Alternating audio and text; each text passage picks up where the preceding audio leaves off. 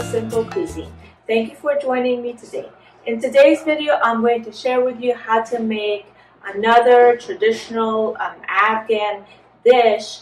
I got this recipe from my mom. It is called Zamarud Palow.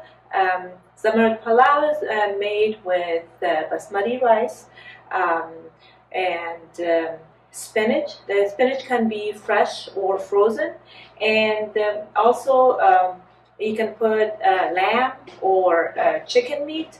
So today I'm going to make Zamarud Palow with frozen spinach. Since I cannot go outside to get fresh spinach, I'll be making it with frozen spinach, and I'm going to put some chicken breast in this delicious recipe.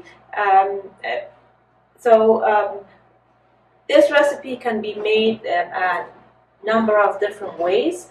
My mom does it in a traditional way, and it is a little bit complicated. Not complicated, but it has a lot of steps.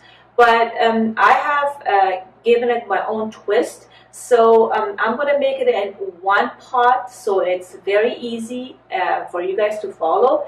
And it's very simple, it's not time consuming, and the outcome is going to be very beautiful and delicious. So I hope you join me. I'll be back and show you how to make this delicious recipe, Zamarud Palow, from start to finish. Thank you for joining me today.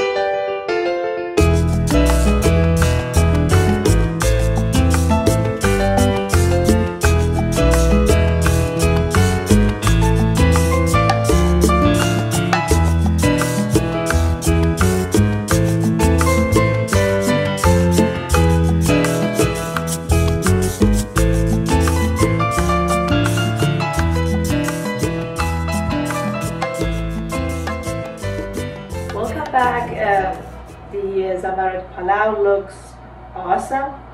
I smell the cumin, and my whole kitchen smells really lovely. I'm gonna try some, and I'm gonna let you know.